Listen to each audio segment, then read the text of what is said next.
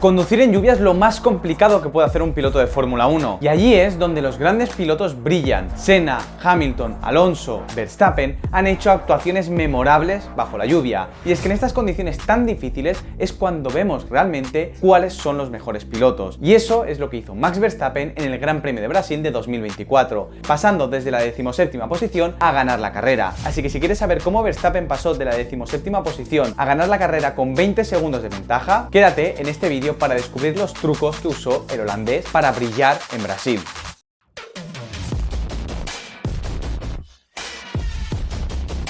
Bien, lo primero que debes entender es qué es la elipse de adherencia. Esta elipse mide la cantidad de adherencia que hay. Si estás dentro de la elipse, no estarás bloqueando ni deslizando los neumáticos. Recuerda, si bloqueas o deslizas neumáticos, estarás perdiendo mucho tiempo. Y esto pasa cuando estás fuera de esta elipse, es decir, la cantidad de adherencia que hay en pista es limitada. Si ponemos una bola dentro de la elipse, cuando tú frenas, esta bola se va hacia adelante, y cuando únicamente lo que haces es girar, esta bola se va hacia los laterales, y a la hora de acelerar se va hacia abajo. Muy bien, esto es fácil, pero los pilotos, para extraer el máximo rendimiento del coche e ir lo más rápido posible, deben estar en el borde de la elipse en todo momento. Por eso usan técnicas como la famosa técnica del trail braking, es decir, frenan fuerte recto y a medida que van aplicando ángulo de volante, como la cantidad de grip es limitada, tienen que ir poco a poco levantando presión del freno, y a medida que van levantando presión del freno pueden ir cada vez aplicando más y más ángulo de volante. Y lo mismo pasa a la hora de acelerar. Cuando tú estás girando no puedes acelerar a fondo, porque si lo haces estarás fuera de la elipse y harás patinar las ruedas traseras. Lo que debes hacer es acelerar de manera progresiva. A medida que vas quitando ángulo de volante, debes ir aplicando más y más presión sobre el gas. Y esto, que parece muy sencillo, es muy complicado de hacer, sobre todo en frenadas. Y ahí es donde vemos a los grandes pilotos. Los mejores pilotos son capaces de ir al borde de la elipse en todo momento. Y ahí es donde marcan la diferencia. Y esta elipse en lluvia es mucho más complicada de entender, porque en seco las condiciones son mucho más constantes. Las únicas variables que hay es la mejora de pista, la gasolina y el desgaste de neumáticos. En mojado esto cambia radicalmente, y es que normalmente los circuitos tienen diferentes superficies y cada superficie tiene un nivel de adherencia distinto, y los pilotos deben saber adaptarse muy bien a las condiciones cambiantes, y los mejores son los que son capaces de adaptarse con mayor facilidad, tal y como le pasa a Max Verstappen. Un claro ejemplo de esto es la ideal line. La ideal line o línea ideal en seco es una línea que matemáticamente es la más rápida de todas, es decir, normalmente la línea ideal es frenar recto, cerrar la curva en el vértice y luego poco a poco irte abriendo para buscar el piano exterior. Esto se le conoce como la línea ideal, que es la más rápida para poder extraer la máxima cantidad de tiempo por vuelta en seco. Ahora bien, ¿qué pasa? Que en seco, como todos los coches tienen la misma trazada porque es la más rápida, poco a poco se va depositando goma sobre el asfalto, que esto es lo que se le conoce como la mejora de pista. A medida que van pasando los Fórmula 1, con las fuerzas brutales que generan, van depositando la goma sobre el asfalto. ¿Y qué pasa? Que los niveles de adherencia aumentan y por tanto, cada vuelta los coches pueden ir más rápido. Ahora bien, esto es un arma de doble filo porque cuando llueve, la lluvia, cuando entra en contacto con la goma, hace que la superficie sea más deslizante. Por tanto, la línea ideal no siempre es la más rápida en lluvia, ya que el asfalto tiene más goma y por tanto es más deslizante. Así que lo que hacen los pilotos, y lo que hizo Verstappen en Brasil, fue evitar la línea ideal. Es decir, frenas en línea recta, pero frenas evitando pisar esa zona que tiene más goma. Y luego normalmente lo que hacen los pilotos es entrar a la curva, parar mucho el coche, rotarlo mucho, y luego, como tienen el coche recto, pueden dar gas de manera más efectiva y por tanto pueden acelerar más, evitando hacer deslizar las ruedas traseras, ya que como hagas patinar las ruedas traseras perderás muchísimo tiempo, y en lluvia es algo extremadamente sencillo de hacer. Además, otro truco que usan los pilotos es ir muy bajos de vueltas, porque de esta manera el coche será mucho más controlable. Si tú llevas el coche muy alto de vueltas, será mucho más sencillo hacer patinar las ruedas. En cambio, si entras a la curva con una marcha más, el vehículo será mucho más controlable. Y es por este motivo por el que normalmente en lluvia hacer trazadas raras o diferentes puede ser mucho más rápido que estar haciendo la trazada óptima de seco. Y esto Verstappen lo sabe a la perfección. En la salida Verstappen ya sabía por dónde ir. En la 3 no lo dudó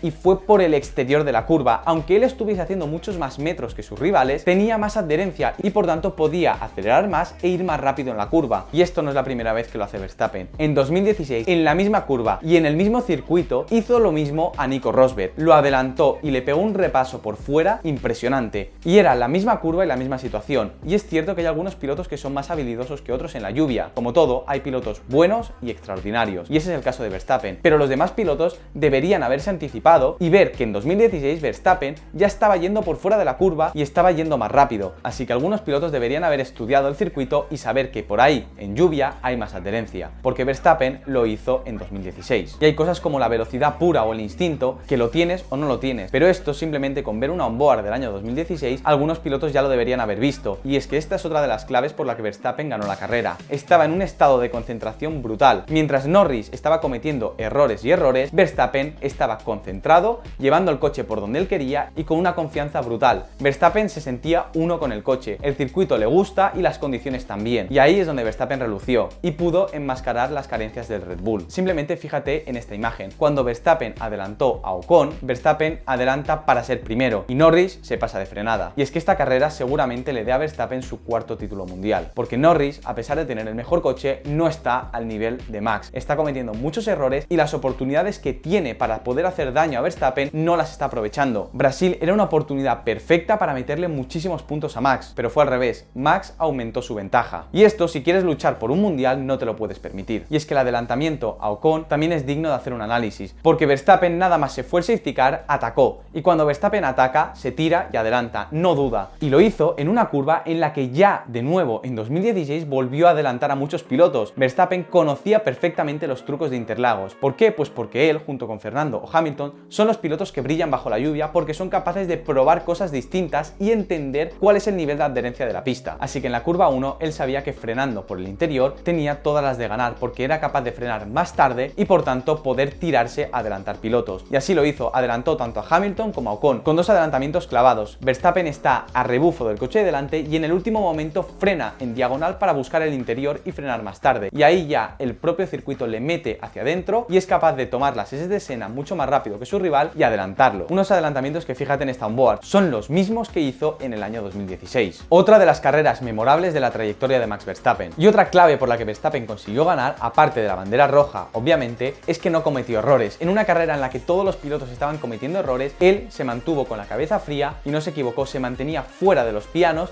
y de las líneas blancas, porque las líneas blancas en lluvia son extremadamente deslizantes. Aunque estén pintadas de pintura antideslizante, tienen menos adherencia que el asfalto. Y si no, fíjate en el accidente que tuvo Carlos Sainz. Fue poner una rueda sobre la línea blanca y perder automáticamente el control del coche. Y cuando lo pierdes en esa situación, ya no lo puedes recuperar. Además, en lluvia hay otra cosa muy a tener en cuenta, y es el temido aquaplaning. Y es lo que más miedo les da a los pilotos. Interlagos es un circuito en el que el aquaplaning puede ocurrir, porque tiene muchas subidas y bajadas donde pueden cruzar muchos ríos o se pueden formar charcos. Y cuando llueve mucho, esto pasa. Y si no, que se lo digan a Colapinto, que el accidente que tuvo fue por culpa del aquaplaning. ¿Qué es el aquaplaning? Pues básicamente el aquaplaning es cuando hay una acumulación de agua que el neumático no es capaz de evacuar y por tanto los neumáticos pierden contacto sobre el asfalto y literalmente el coche desliza sobre la superficie y pierdes totalmente la dirección del coche, porque ahí eres un mero pasajero, el piloto no puede hacer nada. Pillas un charco y te vas al muro. Por eso normalmente cuando hay aquaplaning se suele parar la carrera, porque es muy peligroso competir. Y los Fórmula 1, por lo bajos que van y lo rápidos que van, son muy propensos a tener aquaplaning. Y este es otro de los motivos por los que los pilotos normalmente en lluvia suelen seguir un carril que se va haciendo poco a poco a medida que van pasando los coches. Los Fórmula 1, con las ruedas tan grandes que tienen, van secando el asfalto y poco a poco van abriendo un carril, y los pilotos lo deben ir usando para ir más rápido y minimizar el riesgo de aquaplaning. Y todo esto que hemos hablado lo podemos ver si analizamos al detalle la vuelta más rápida que hizo Norris y la vuelta más rápida que hizo Max Verstappen, ya que la diferencia entre las dos vueltas es de más de un segundo.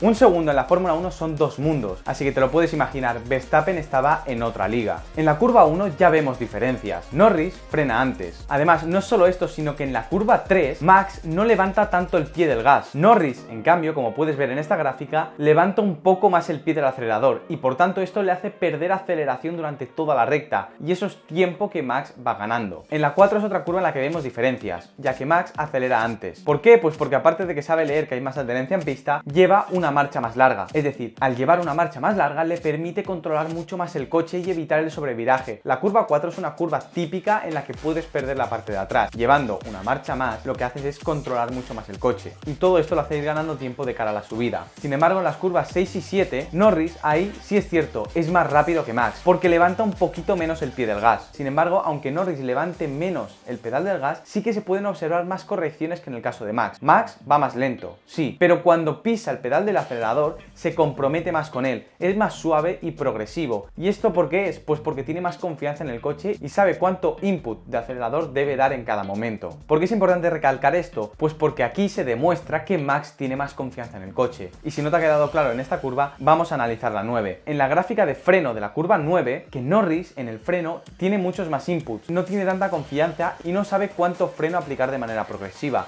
Está frenando y soltando y lo hace de manera repetitiva. Verstappen, en cambio, frena de una sola vez y lo hace de manera regresiva, frena fuerte y poco a poco va levantando pedal del freno. Norris, en cambio, no lo hace así, hace más inputs en el freno que no son constantes y todo esto lo que hace es desestabilizar el coche, por lo que Max está entendiendo mucho mejor cuánta adherencia hay en pista y cuánto puede frenar, y en la salida de nuevo Verstappen es capaz de dar gas antes, así que en esta curva le mete mucho tiempo a Norris. Además, fíjate que Max de nuevo vuelve a llevar una marcha más larga para controlar mejor el coche, ya que esta es otra de las curvas en la que es muy fácil perder el control de la parte trasera. Y ahora llegamos a la 11, otra curva en la que vemos diferencias, ya que Max levanta menos el pedal del gas y por tanto le permite llevar más velocidad en la curva y tener más aceleración hasta la siguiente frenada, así que de nuevo esta parte del circuito le vuelve a dañar tiempo a Norris. Y llegamos a la última curva, la curva de Yunsao, una curva en la que Max sacrifica más la entrada para poder dar gas antes y de manera más contundente y progresiva que en el caso de Norris, por lo que ser tan suave y preciso con el gas lo que le permite es acelerar más y poder mantener toda esa aceleración y ventaja a lo largo de toda la recta, así que en esta parte del circuito le vuelve a arañar tiempo a Lando Norris. Y la vuelta de Norris no es una vuelta de paseo, él estaba luchando también por la vuelta rápida para intentar que Max no se llevase ese punto extra, así que estas son las dos mejores vueltas tanto del holandés como del británico, y hay más de un segundo de diferencia. Por esto y todos los trucos de los que hemos hablado durante el vídeo es por lo que Max pudo pasar de la 17ª posición a ganar la carrera dominando el Gran Premio con casi 20 segundos de ventaja. Sin duda es una de las actuaciones más memorables que ha hecho el holandés y que es probable que esta carrera le valga un mundial de Fórmula 1.